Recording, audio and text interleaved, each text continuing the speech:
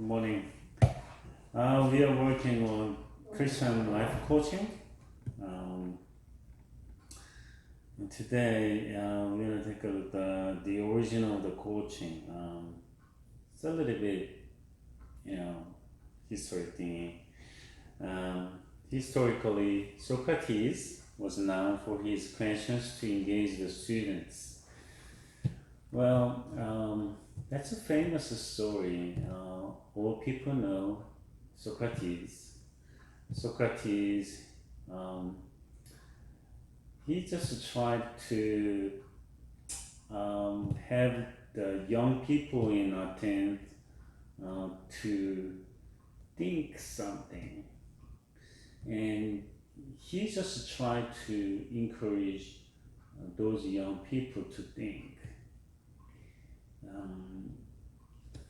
If we don't think, thinking,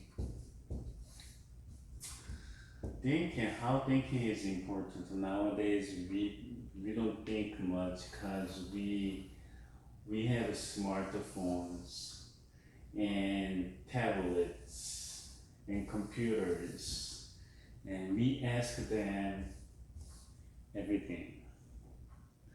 And we even, that is not only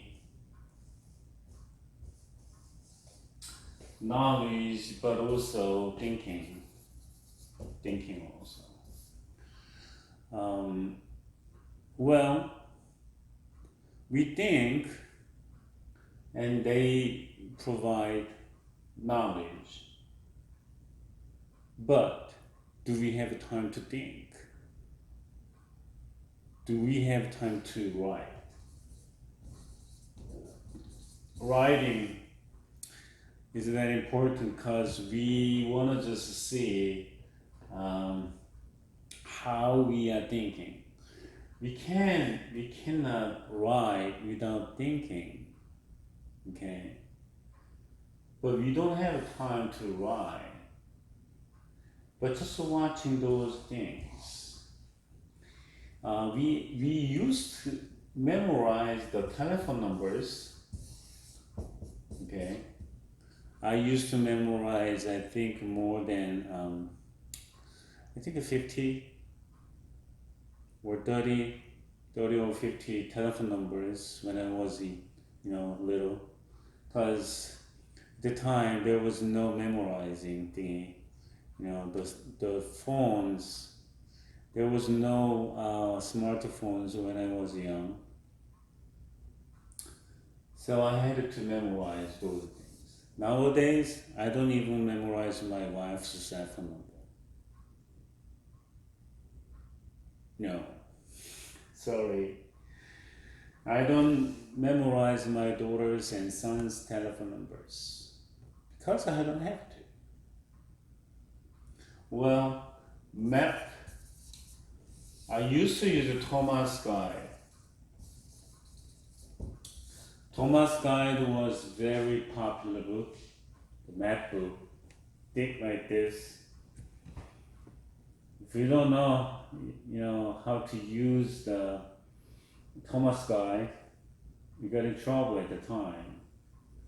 Well, I was, wondering how I was supposed to use the Thomas Guide at the time, but it happened, 15, 20 years ago, right? Now, nobody uses Thomas Guide nowadays because all people are using smartphones or GPS.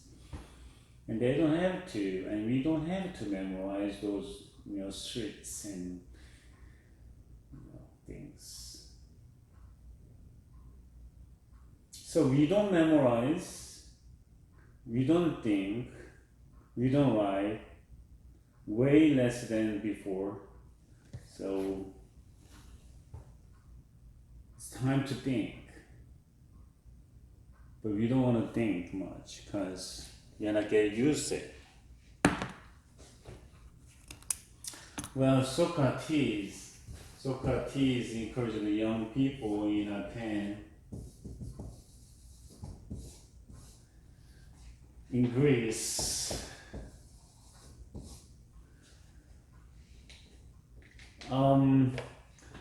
if we know this way, even though there are many ways,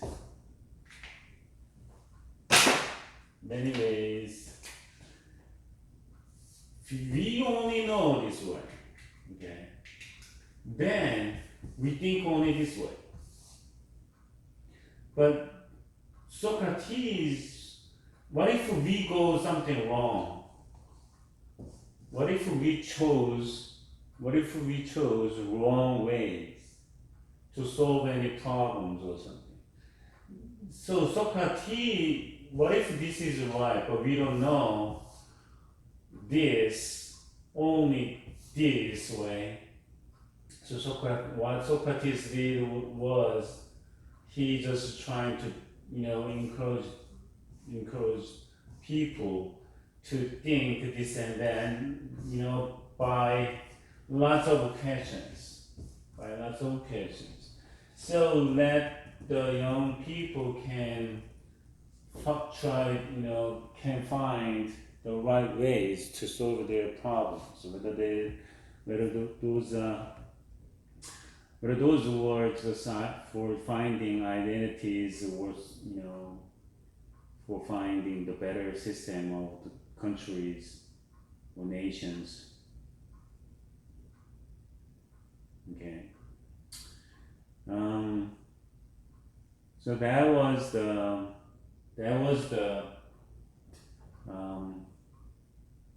great coaching system. I think when we took a look at the Old Testament, we already knew, God asked lots of occasions to Adam, Abraham, Moses, Aaron, or other people.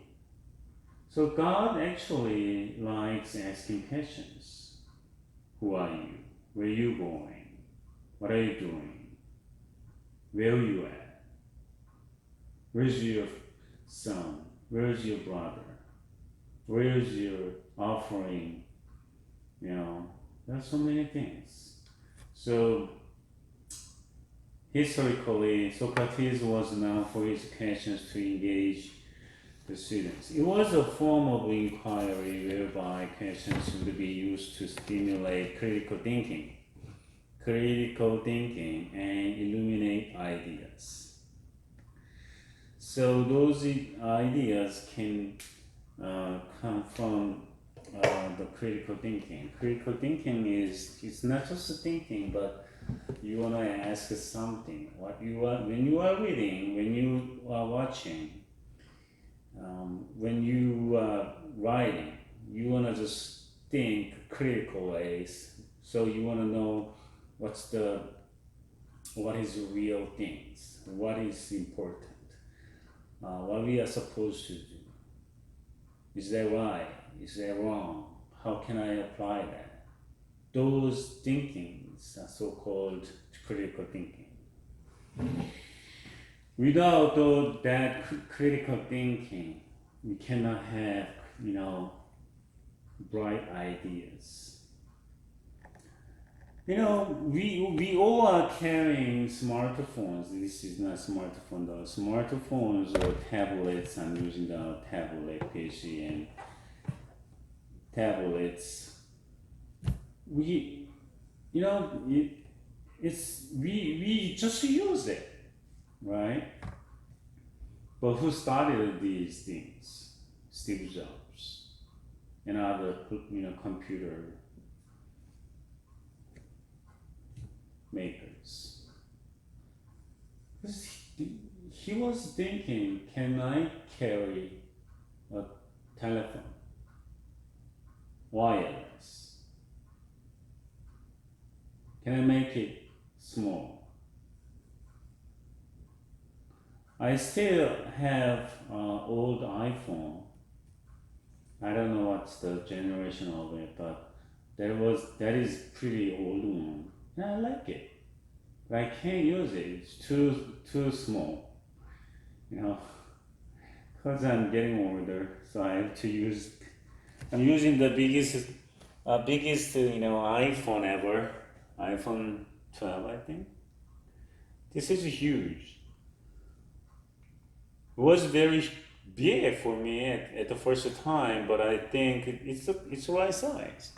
I don't feel it's too big because no matter what, I have to wear my reading glasses whenever I want to use the iPhone. It's hard for me to read it because still too small. The letters are too small. Okay. But those people who changed this world, they try to think, and they just wanted to apply what they were thinking to our real lives. Socratic, thought-provoking questions are a cornerstone of coaching as they facilitate thinking out loud. That was right. That is right? Develop a critical and creative thinking and therefore promote self-discovery and learning by the one being coached. So asking lots of questions. If we don't get questions, we don't want to think. For questioning something, you need to think also. So, if you want to ask questions, you need to think, right? If you don't think, you cannot ask any questions. Okay? For answering to those questions, you need to think also. So when you read something, when you study something, research something, or surfing the internet, or whatever, you have to think. And I want to add one more question. It can be very crucial. Do you need more info? Okay. Because once we research something online, we don't want to stop there. We just collect all kinds of information because AI just pops up, all kinds of other related information we researched already. So we can't stop there. So when we follow AI, not ourselves, not our goals, we're gonna just stay there for minutes, hours, days. Well, sometimes I was thinking, am I addicted to internet?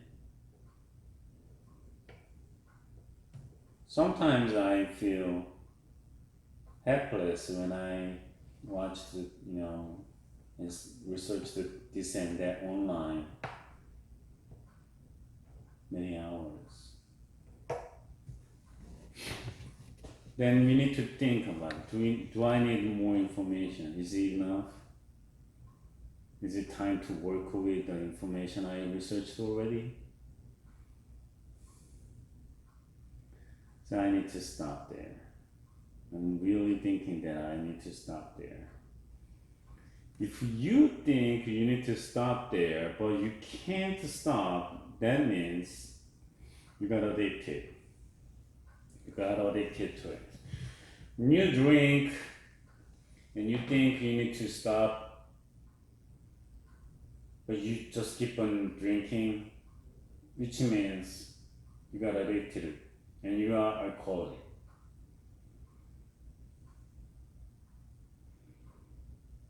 you are smoking and you're thinking that you have to quit smoking, but you are still keep on smoking, that means you got addicted to nicotine or acting of smoking. Both are just happening at the same time. Okay. Socratic, thought-provoking questions are a cornerstone of coaching as they facilitate thinking out loud, develop critical and creative thinking, and therefore promote self-discovery and learning by one being coached. Then questions are also employed as means by which those thoughts translate into intentional choices and behaviors. Okay. Vicky Brook wrote in her groundbreaking work, a source book of coaching history, that coaching came into existence to fill a need once met by social and professional networks, often lost in a world of growing mobility and complexity. In addition, a broader history change from the social environment of the factory to the more individual sphere of the office made a new form of support almost inevitable.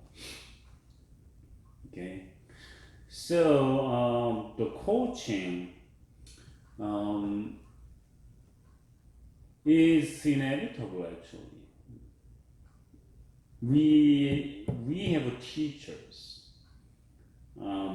but our teachers or coaches, I don't know. I got really disappointed with the teachers in the United States. Well, I don't want to just generalize all the things I know, because I know a little part of it, but still, I got disappointed with the teachers in elementary, junior high, and high school. Some or few are great, but rest of them are just normal. I don't want to just look down those teachers, but I don't see any passion.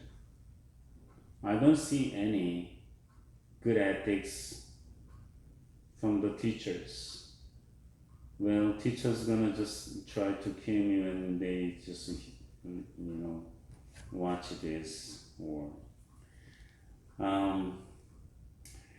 the United States, our country needs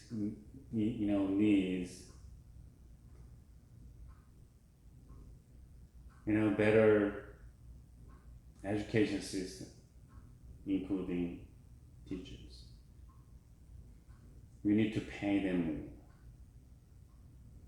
As long as we can have better teachers. I don't want to just pour our tax money to teachers. They are doing, who are doing just, so or whatever. So, anyways, it's more dangerous when I talk more, okay? So I want to just stop there. See, I'm just thinking critically, but I just, shared so many things already to you. Which school district my kids were in? Irvine. Most of the schools got more than 900 points. So all public schools in Irvine have great scores overall, but doesn't guarantee that Irvine school district has good teachers.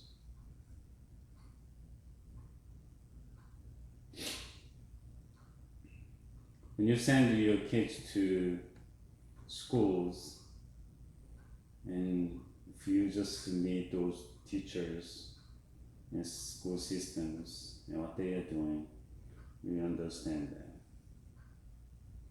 Anyways, we need good teachers and good coaches, so we can get, and our kids can get, huge benefits. Okay, I can teach, which means I can deliver lots of information to you, but I'm not coaching actually. I'm teaching you. And nowadays, I'm just, that's what happening to the United States and all over the world. We are teaching online. That means we are, whether we are teachers or professors or whatever, we all are teaching. But we can work as coaches. How many teachers in the United States are thinking they are coaches? We are just teaching. We are just sharing our information. That's why.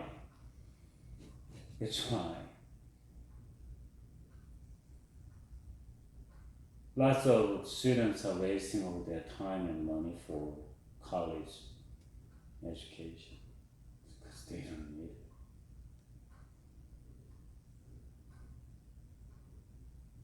Well, some majors, they need that, but I don't think they can get good coaching from our elementary to college level.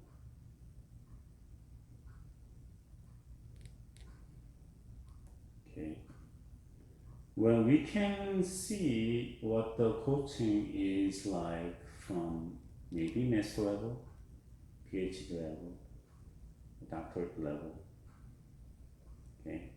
Anyways, it's great morning, but I'm just kind of skeptical, so sorry for that. Furthermore, she writes, the practice of coaching, that is assisting individuals in reaching their personal goals. I want to stop there. Okay. So coaching is helping people to reach their goals. Well, I know what I want to do, what I want to be, so that's the goal. Can I reach that goal? How many people are reaching that, their goals, their dreams? Well, even I can set any goal I want, but the problem is that can I reach the goal? Can I get the goal? Okay, that's the problem. That's the issue. That's the thing I need to know.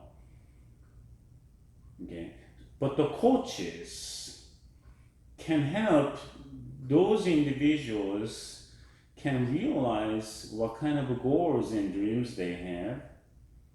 Is that realistic? Or is just dreaming? Can you make it?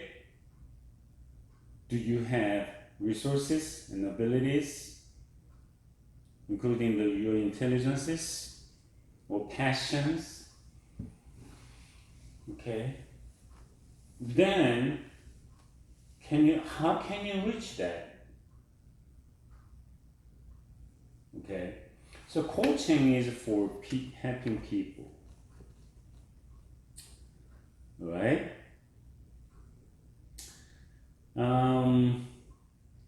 She goes on to say that whether they were called coaches, mentors, elders, or masters, there is no teachers, right? There have always been people to help and influence others. Brooks speaks of the history of coaching by tracing it back to what she calls root disciplines and then the fields of study that grew out of them. She traces the influence of socioeconomic theories, philosophy, psychology, business, sports, adult education, and other disciplines. each has their influence in the emergence of coaching in the 20th century. Okay, there are many fields. They need coaches. Well, coaches is not directing. So you just go this way, that way. We all already knew that coaching is not like that. Coaching is helping individuals to reach their goals, and coaches need to understand who they are, what they have, okay, and what kind of goals they have. What does that mean to those people? How? So they have to understand those fields, because coaches can be general, but at the same time they need to be specific, which means professional.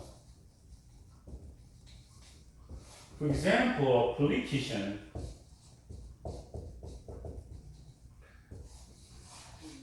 if that is you want to be a politician, then you need a coach who knows politics very well. Unless, you can just encourage the person, work hard, read more, have a good relationship, build good networkings. You can just encourage that person in general, but for the better result, your coach needs to know what the politics is. He or she needs to understand the political field, government, White House, Congress, laws. It's not for teaching that individual the laws and environments, but without knowing this specific field, your coach cannot help, cannot, ask questions for leading you or that individual to be a good politician.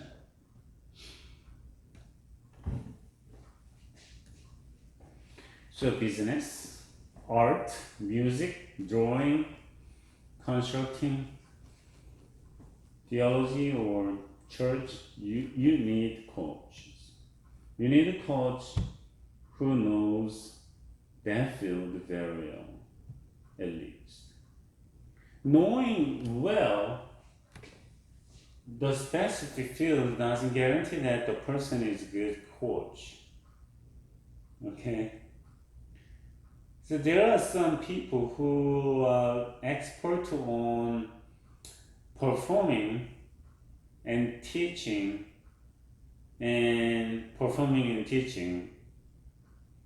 okay? Do you think the world's best singer can teach others well too? There's no guarantee that. Do you think all premier soccer team head coaches were great players? Very few are, they only few head coaches used to be, they were great players in the past, but majority of head coaches of premier soccer teams, they were just, good players. That's it. But they learned and they developed their talents to teach and coach other players, because they have to know the mental game, the real game, they have to understand all individual players' physical conditions, strengths and weakness, and even their family members. Okay? According to Bill Dewey's writing for the Pew Bulletin 172 in 2009, the term coaching began somewhere in the late 1880s in the sports field. Then in 1972, Galloway wrote The Inner Game of Tennis, which represented the first major transition from sports coaching with control and teaching to, instead of facing the challenge that the opponent within is often more formidable than the opponent in the sports match.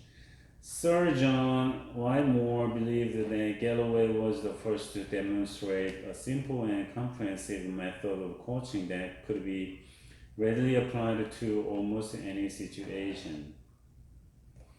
Well, as you see, coaching history can be different. I mean, but we can just learn from this fact too. Okay. So coaching in sports, we can adopt what they are doing in business field, in art field, in music field, in movie field, in many fields. But we need to add or remove some elements from that, because all fields have its own, their own, just specific and particular, uniqueness. Okay, so we cannot generalize everything.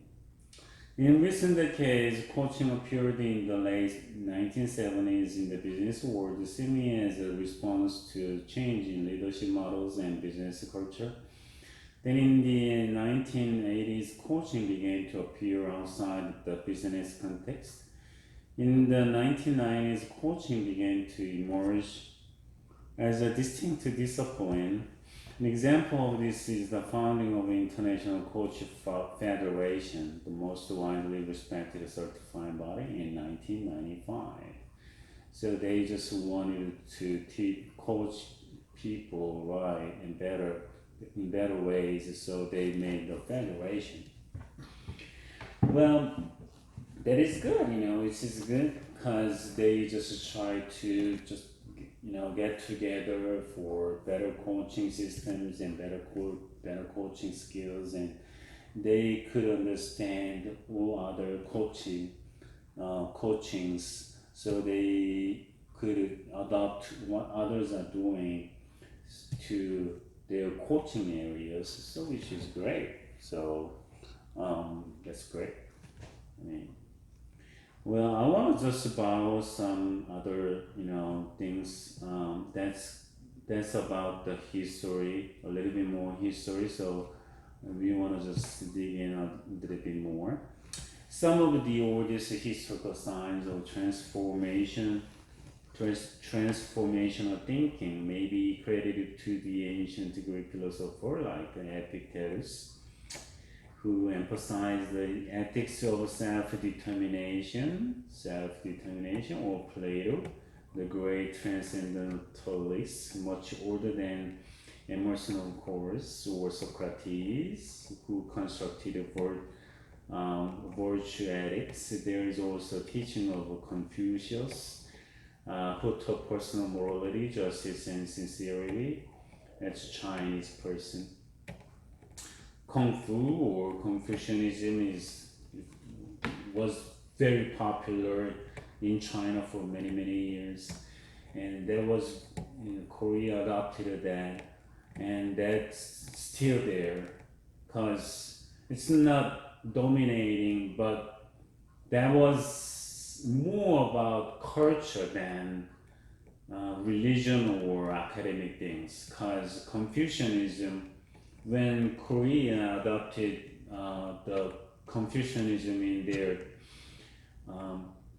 in their country, they just utilize all the and they just make it real in the real lives from from the king himself to the real marketplaces or to all people.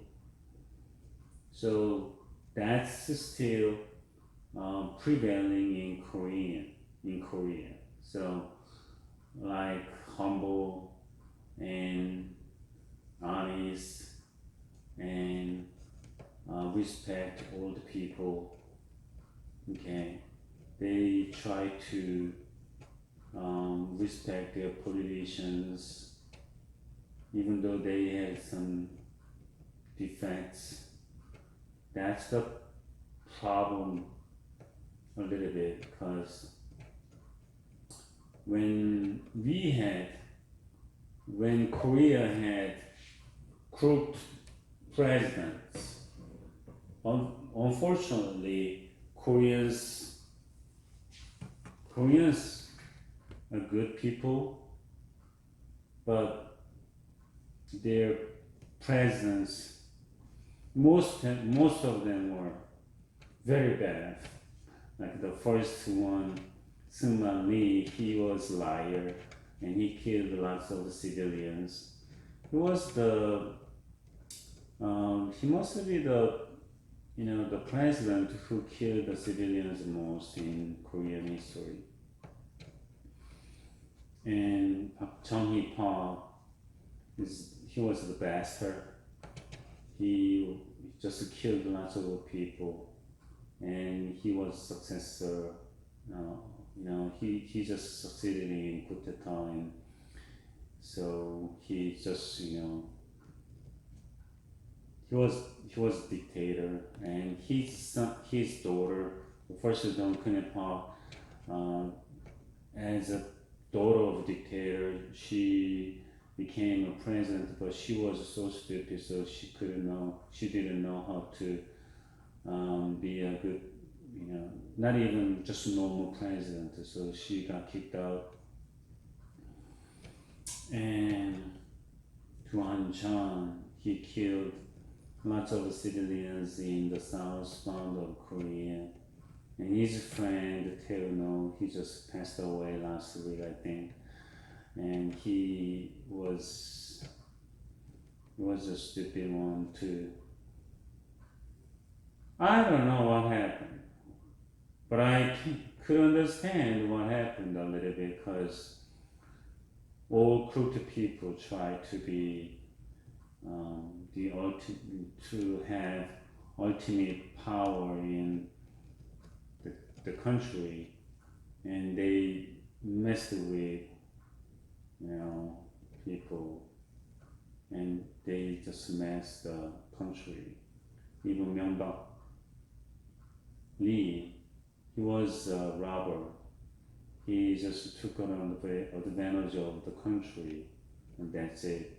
I don't know how much money he made, but anyways, Confucianism, was kind of irony, because Confucianism is big part of the culture in Korea, but those people could have power. I think that they just took an advantage of people who has Confucianism in their lives and minds. Well, that's what happened in Korea. So I don't know, the at least 30 or 40 people's, or they are following those crooked presidents. So I don't know what will happen next year, because next year they're gonna have a new president, but I don't know. It's gonna be it's gonna be better country or not. It's gonna be important, but I don't know. Thanks especially to the writings of Plato, Socrates is credited with what we now consider the preeminent modern-day coaching technique, asking questions, helping the student discover the answer within themselves. So that's important.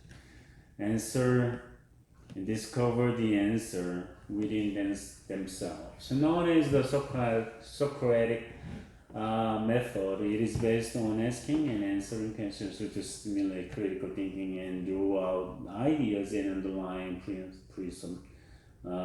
presumptions that we already took care of. The word coach, according to historians, derived from the small Hungarian town of Koks, just west of Budapest. Okay? So the word coach, came from Hungary. In the 1550s, it was here that superior wagons, carts, and carriages were designed. Wheeled vehicles drawn by horsepower to carry people between Vienna and Budapest. Well, wheel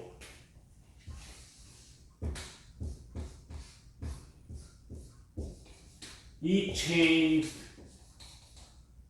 human history a lot. That was very important invention, wheel. How many wheels you see in a day? Hundreds, thousands? Because cars have wheels. You know, whether that is combustion engine car or electric car, all cars have wheels. If we don't have a wheel, there was no pyramid, no construction, no delivery, nothing. Okay? Almost all kinds of vehicles have wheels. Planes, trains, cars, bus, wheels. That was way more important invention than smartphone. Yeah. That's what I think. The German-speaking Viennese called the horse-drawn vehicle a coche, which is how they heard the Hungarian town pronounced by its occupants. Eventually, the French began to use the vehicle and naturally transliterated the word to coche. I don't know how to pronounce those things in French or Hungarian words, but anyway.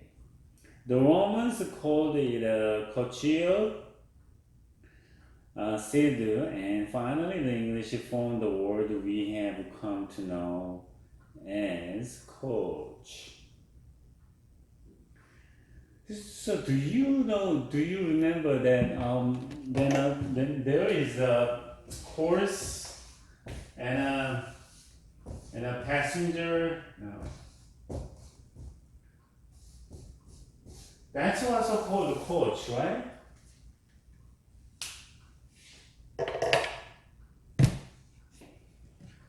So horse-drawn vehicle, coach, or coachette. Academy coaching then sports. In 1830, the word first appeared in the academy world when Oxford University used it as a slang descriptor of a tutor who carried a student. A tutor who carried a student. It wasn't until the 1860s the term was actually used in the world of sports in England. Athletics, as well as college and professional teams are all but worshipped today as mass media brings their exploits right into every home and local pub that has a radio, TV, or internet. So we know Heung-min Song in Tottenham and Ronaldo, Messi, you know, those are great soccer players. Okay. To ensure victory for the iconic team or individual, peak performance was demanded, and thus the athletic coaching profession was born. Okay. Those are great players, and they can play great in any team, with any head coaches, but head coaches have a power to put them in the field or not. And head coaches can design the strategies and and encourage players to have certain skills, because soccer is a team sport. And head coach has to lead those players. So depends on what kind of head coaches they have.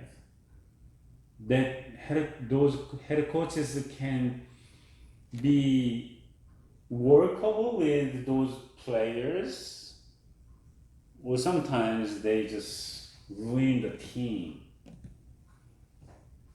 Nune, I think the former head coach in Tottenham, he got kicked out. And Tottenham guy, I don't know who, I don't know which head coach they got. They got new head coach anyways. It happened yesterday or in few days, it happened in few days. Athletics as well as the college and professional teams are, okay, that's what I read already. To ensure victory for the iconic team or individual, peak performance was demanded, and thus the athletic coaching profession was born. Tasked with bringing more out of the individual than the individual could achieve on the sports coach is essential to athletic success. So do you remember Michael Jordan, the most iconic basketball player? When he was in Chicago Bulls, the Chicago Bulls head coach was Phil Jackson. So Phil Jackson and Michael Jordan, they worked together and they did a great job. When the team had no good outperformance later on, the team wanted to kick the Phil Jackson out, but Michael Jordan opposed to it, and he insisted that he needs Phil Jackson as head coach, because Michael Jordan was great figure in Chicago Bulls, the basketball team. The team had to change its mind, so they kept Phil Jackson, and later on they made a great job. What if the world best player is working well with a certain head coach? The team has no other choice, right? And they did a great job. It was wonderful. It may have had its roots in the transcendental movement in the 1830s and 40s, led by Ralph Waldo Emerson. During a late summer speech in August 1837 called The American Scholar, 60 years after the Declaration of Independence, Emerson spoke the framework of a new culture apart from its dominant European influence. Sorry for the typo. In his efforts to break the grip Britain still had on America, he spoke of two mental states, one higher and the other lower. In the lower state, the individual could not separate himself from being identified by his occupation or other mundane action. In the higher state, the individual must reject all the ideas and think for himself, becoming a man thinking rather than a victim of a societal influence. He was using creative thought to change the way a person viewed himself within society, and by changing that perception, the person's future would ultimately change. It was a wow, right? By the middle of the 20th century, sports had become its own world with the subtle influence of the contemporary thinkers coined in the past. The first major transition from the sports coaching model to interpersonal coaching is credited to Galway. He wrote a book in 1970 titled The Inner Game of Tennis. Okay, influenced no doubt by his stint as a tennis instructor at Harvard in 1960. Galloway's instruction is based on the person using non-judgmental observations of critical internal variables, believing the body will adjust and correct automatically to achieve best performance. Although foundational to the tennis world, he found himself lecturing more often to business leaders in the US than to sports professionals. It was here the culmination of all aspects of coaching, transporting people, teaching students, training athletics would finally take hold in the American business marketplace. Isn't it amazing? So the concept of coaching is awakening and encouraging and helping and directing individual people or groups to achieve their goals by thinking himself or the group itself, and they can understand who they are, what they have, how they work, and then so they can achieve their goals. They can find the best ways they can get. I mean, when Google started the company, people got shocked because in the past they used to just sit together in a big room or something. But Google just tried to let those people just stay and work by themselves. By doing so, but they had coaches. But at the time they got directors. They got directors in the past, but the Google chose coaching systems and working together. And they just wanted to have all things from individual people, out of individual people. So let them just play, let them think, let them work, and they just put them together for the companies, and they made great success. I wish I can buy Google stocks. Can't afford it right now, but anyways. They're gonna grow more and more. Okay, they have great future. This now brings us into the realm of Maslow's need hierarchy. Maslow's, 1, 2, 3, 4, 5. It's a basic thing. If that's self-achievement. Okay, self-realization, Can you do that? If you can't sleep, if you can eat, if you can't survive. So those things can have to be supported so an individual can self-realization. That's need hierarchy.